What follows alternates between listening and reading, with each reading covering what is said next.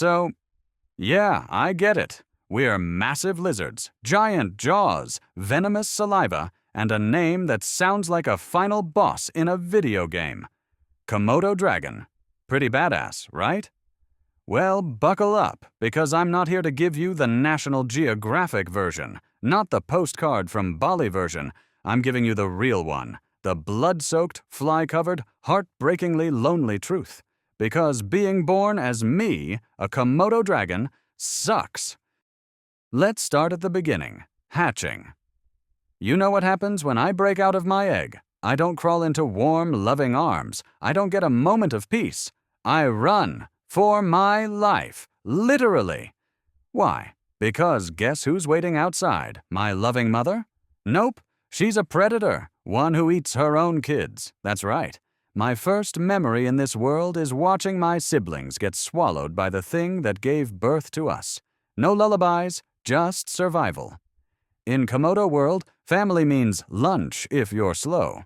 So what do? I climb fast, up a tree. I'm about the size of a shoe, but I claw my way up like the ground is lava, because down there, that's death. Every adult dragon, including my mom, sees me as a snack. And up in the trees, it's not exactly paradise, it's years of childhood spent eating bugs, birds, and anything unlucky enough to get caught. I live like a squirrel, skittish, hungry, hiding, because the only way to grow up is to disappear.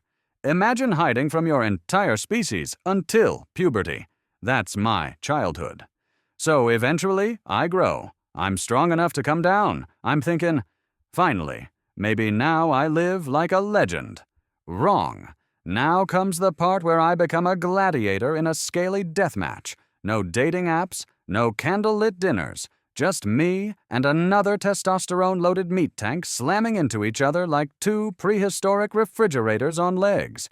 We wrestle, we bleed, we break ribs. Sometimes we die. And what's the grand prize for winning? A trophy? A mate? A break? Nope. Now I get to approach her. The female. She's bigger, meaner, moodier than a bear on a Monday. She doesn't want flowers. She wants you to survive her. Komodo romance isn't hearts and violins. It's tail slaps, claw swipes, and full-on bites. Move too fast. She'll shred your face. Move too slow. She'll shred your face anyway. It's like trying to seduce a landmine. One wrong move and, boom, your dinner instead of a date. So yeah, puberty for us means trading bugs for brawls and crushes for combat.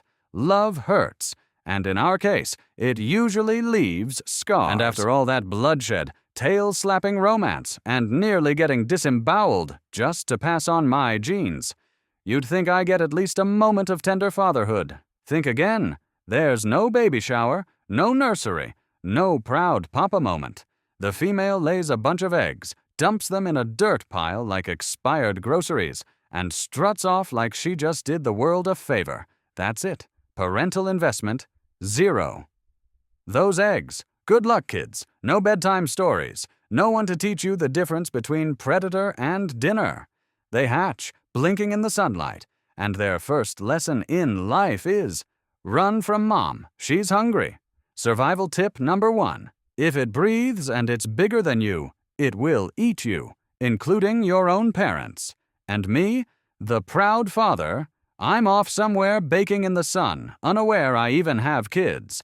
But let's say, by some miracle, one of my offspring survives the childhood Hunger Games, beats the tree-climbing odds, avoids being a midday snack, and grows up. Years later, I cross paths with this survivor. We lock eyes across the jungle. Does my heart swell with recognition? Do I feel a tear well up? Nope. I squint, I sniff, and I think, smells edible. That's right.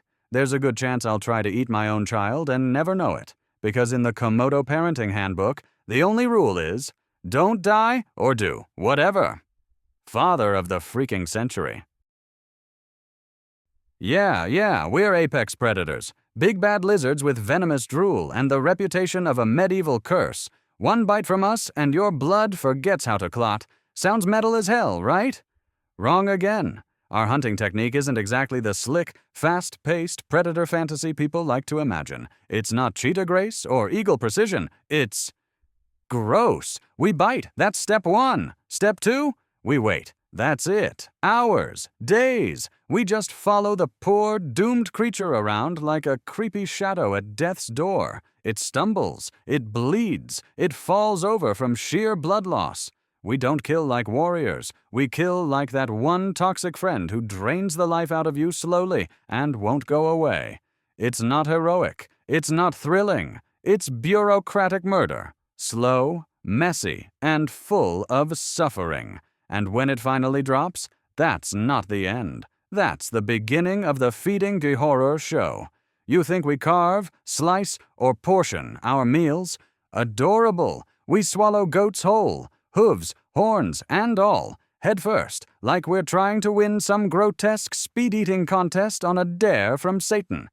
And what do we do afterward? Do we strut with pride? Bask in our dominance? Nope. We just collapse like an overstuffed garbage bag in the sun. We bloat. We sweat. We marinate in our own stomach gases while flies throw a party on our faces. Elegant? Please. We look like someone left a dinosaur to rot on a beach. Grotesque? Always. And the smell? Oh, the smell. If perfume had a nemesis, it would be us. We reek like a meat truck that crashed in August. But hey, apex predator, right? Just ignore the fact that our entire diet strategy is bite, bail, and hope they die. People think we're monsters. They call us living dinosaurs and man-eaters. And yeah, we've attacked humans. But have you met humans? Loud, sweaty, wandering our islands with cameras and selfie sticks. Can you blame us? But truth is, we're shy. We avoid you. We'd rather you go away. But everywhere we turn, there's a drone buzzing overhead and some guy named Chad poking us with a stick. Ever been to Komodo Island? It's not just hot. It's apocalyptic barbecue hot.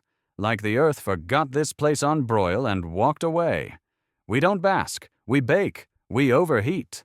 We slow roast ourselves under the sun like scaly, unloved rotisserie chickens. Shade? Ha! That's a myth. The closest thing to relief is lying in a mud hole and hoping the sun doesn't melt your eyeballs. And when it rains, it doesn't rain. It erupts. We get flash floods that sweep away nests, carcasses, small trees, and your will to live. Then come the droughts so dry you could crack open a lizard with your thumb. Mudslides? Check. Brush fires?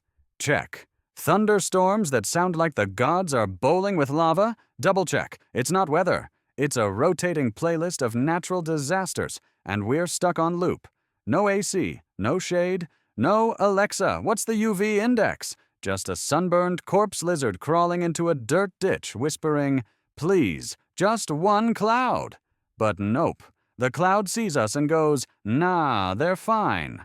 So yeah, while you're out there complaining about 30 degrees Celsius and forgetting sunscreen, remember, I live on an island where the default climate is arson. Yeah, I look like a prehistoric warrior, all muscle, claws, and ancient menace, poster boy for survival. But get closer, and my breath smells like a bioweapon violation. Literally. My mouth could qualify as a war crime. It's a full-blown toxic swamp in there. Half-rotten meat jammed between teeth like nature's dental horror show, gums that bleed like bad poetry, and a tongue so forked it could double as a kitchen utensil in a haunted house. You think I enjoy this? I can kill with one bite, but taste a mango? Forget it. And oh boy, the parasites, ticks, mites, worms, uninvited freeloaders throwing a non-stop party on my skin, in my blood, and probably somewhere way more personal. I'm basically an Airbnb for tiny monsters. There's no grooming, no hygiene, no treat-yourself moment. My skincare routine? Roll in dirt and try not to die. I sunbathe not because it's relaxing, but because sometimes the heat might kill a few external parasites. Bonus, I get to smell like hot rot while I bake. So yeah, from the outside, I'm an apex predator.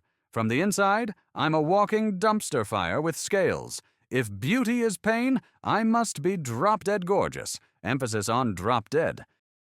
If I'm lucky, really lucky, I live 30 years. That's 30 years of fighting, sweating, corpse eating, avoiding being eaten, and sleeping in dirt.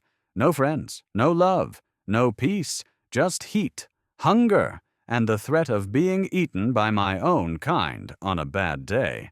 Let me sum this up. Being a Komodo dragon isn't about glory. It's about endurance. I'm not a king. I'm a survivor. No bedtime stories. No partner for life. No chance to rest.